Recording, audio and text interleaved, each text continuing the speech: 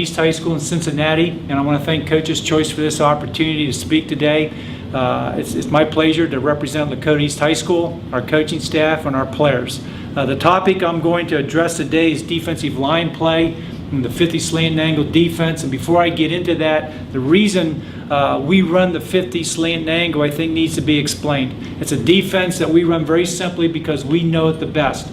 It's a defense that's been a part of our system for close to 30 years, certainly over 25 years, and it's something that we've seen evolve over the course of time with many different things. So we know it the best. We know the pluses, the minuses, the strengths, the weaknesses.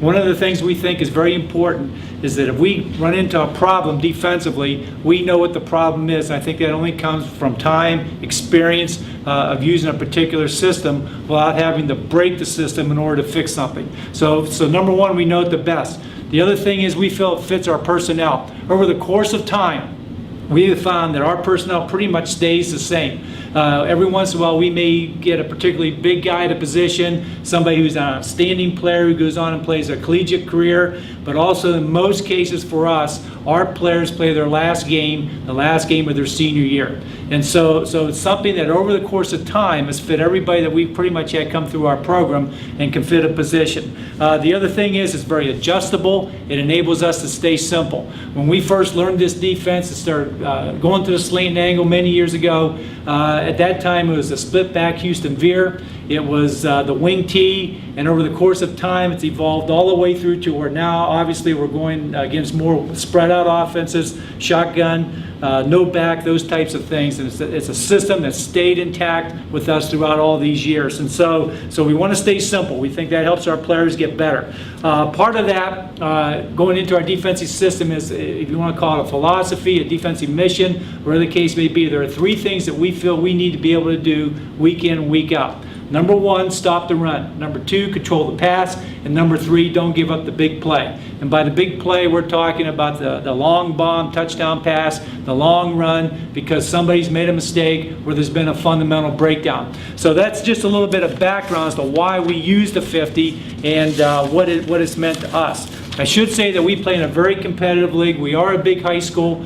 We do have a lot of players, but this is a defense that we have used in small schools where there's a community of 1,500 to the school we're presently in now. We'll have 2,000 students total in grades 10 through 12. So it's something that we feel is workable no matter what the level of competition, no matter what conference we play in. And we feel we do play in a very competitive conference.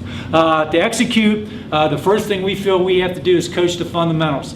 And we believe the fundamentals is the only way that players have the opportunity to improve. If a person is not fundamentally sound, we feel he'll reach a certain point where his improvement will cease and not continue to go forward.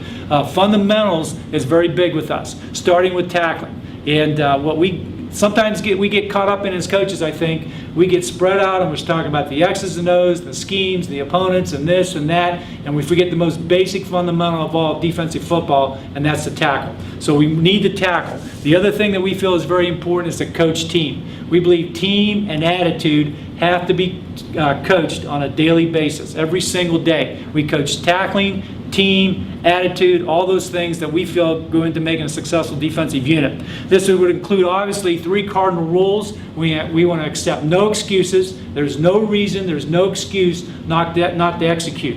We demand excellence. We want our players to play well all the time. And I think we enable them with that by keeping it simple, but we demand excellence. And the other thing is believing that anybody can play. There's nobody that we can't win with and nobody that we cannot win without. That's the belief we try to install in our players, and we feel that's very critical.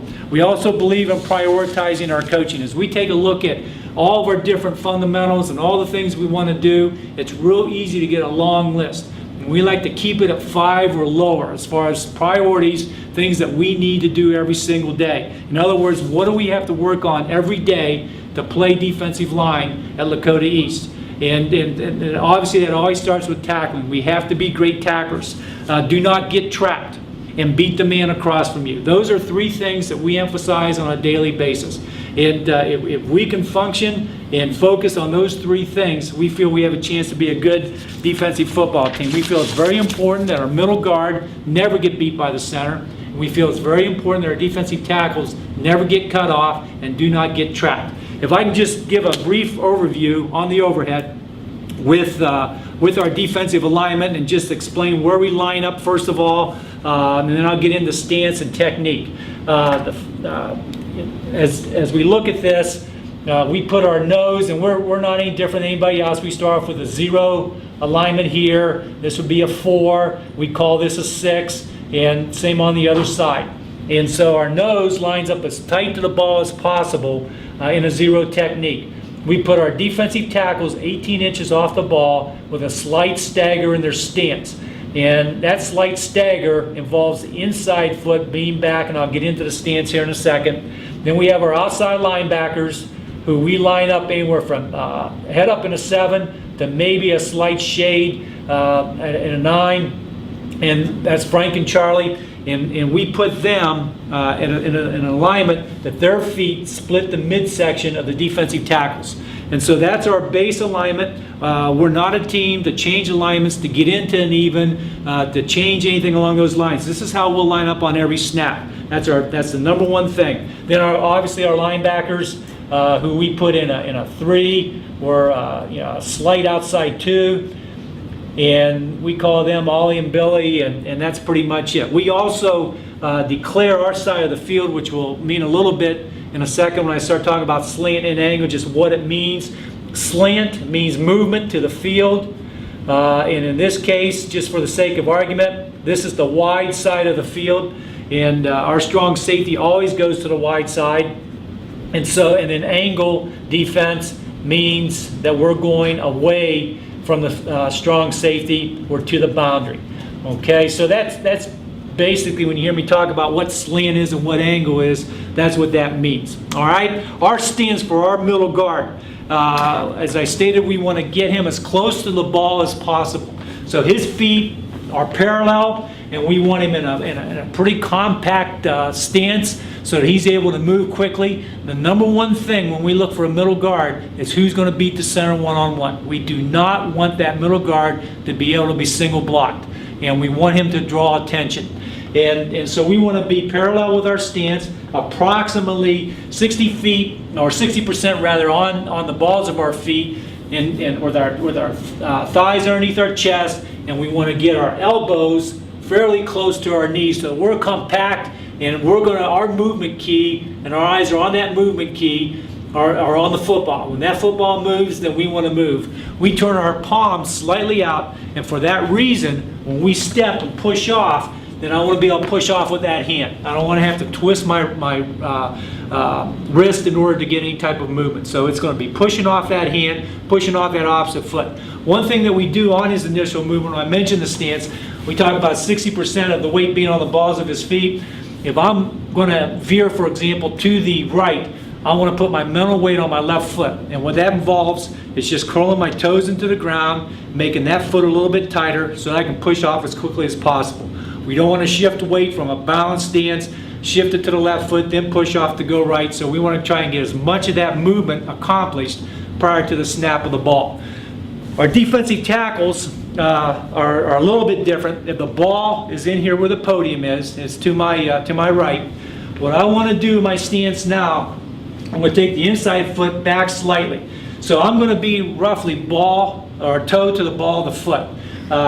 We do have some players sometimes that maybe get back to the instep. Depends how big their shoes are. But the thing we don't want to get is a huge stagger in that stance. We want to be up here as close as we can so that we can move on our slant move, in this case to the right, or our straight technique or loop technique to the left. So we want to be toe to the ball of the foot. And again, the same thing holds true. I want my palms facing to the outside, and I want to get most of my weight on the balls of my feet so I'm able to push off with my legs. I don't want to have to rock back to get started. And so that's basically our stance. And again, as I mentioned, we want to be approximately 18 inches off the ball with our defensive linemen, with our defensive tackles. Okay? All right, and again, our eyes are on the movement key. Our defensive tackle, what we want his eyes to be on are the down hand of the offensive tackle. So once that hand goes down, that is my movement key, and that's what I go on. And we've talked back and forth, and I know the discussion goes on oftentimes, do you look at the ball or do you look at the hand? And the reason we look at the hand is because we don't want to look at the ball and then have to bring our eyes back to read our vision key. And I'll get into our vision and pressure keys here in a second. But that's what we do. We watch the hand of the down lineman. Okay, so that's basically our stance. We want our eyes on our movement key so that we're able to attack our targets as quickly as we can. To get into technique, our slant technique, if I'm the slant tackle, what I want to do, if I'm, say the ball's over here now, and I'm the right defensive tackle, and I'm toe to the ball of the foot, and I'm watching the movement key, which is the down hand of the offensive tackle. When I slant, the words that we want to use when we talk about slant technique is dip and rip. And we don't want to shuffle, and we want to rip down hard. And so I'm in my good stance. I want to get and I get the palms to the outside. I'm watching the down hand, and as soon as that down hand moves, I'm going to step with the near foot to the head-neck junction of the guard. And as I make that move, I want to dip my knee, and I'll rip my back arm as I come through. And one thing, when we talk about dip and rip, the thing that we're talking about in our slant move is that we want to come down to the head-neck junction. Right here is where we want to go. And we want to come down there as hard and as fast as we can. And dip and rip, and we want to protect it. You know, we talk about size, and we talk about our personnel. We have never had a 6'5", 6'6" defensive lineman. And if we have somebody that's anywhere, we play with them at 5'11" to 6'1", but we want people that can get underneath the pads, not get cut off, and beat that tackle on his move. Okay, so we want to get the dip and rip and rip that outside arm through. So as I execute that, I'm stepping and I'm ripping as hard as fast as I can, and I want to stay low so that I stay underneath that offensive tackle's pad. Okay, now as I make my slant move, all right, I'm going to the head neck junction. This is my visual key, and this is my pressure key. So my eyes, if I'm the slant tackle, are on that guard as far as what type of block I'm going to see. So, and I'll come back to keys in a second. Our straight technique, and we've done it a couple different ways over the years, depending on personnel, depends a bit on who we're playing, but we will also, we'll play straight, and we will also loop. All right, we've done them both. What I'm going to talk about today, though, basically is the straight technique. So if I'm, in this case now, as on the drawing, I'm the left defensive tackle, I got my stance, and I've got the tackle across from me, and what I want to do so that I don't get reached, I want to step with the near foot again, and I'm stepping into his outside here. And I want to control the outside. And as I deliver my blow, I want to take my inside arm, and I want to drive it right up his sternum, and I want to take the outside arm on the shoulder pad, and I'm using that as a steering wheel. And now in that case, when we talk about keys, this is my visual key, the man on, if I'm the straight technique, this is the pressure key. Okay, so those keys change between a slant and a straight technique. All right, but I want to shoot the hands. I want to get my hands on him quick. I don't want his hands to get inside of me, and I want to get the inside hand on the sternum, control the outside hand just like a steering wheel. I want to control that tackle and use my leverage. And so my feet have to be underneath of me, and I have to be very physical. I have to keep the feet driving as we attack in him. But we want to get the hands on him fast. Okay, the middle guard, his veer technique, and I'm moving through the middle guard fairly fast. But if the movement is going to our left and the guard is here, then I want to step to the near shoulder of the guard, beat this man, and I want to get penetration.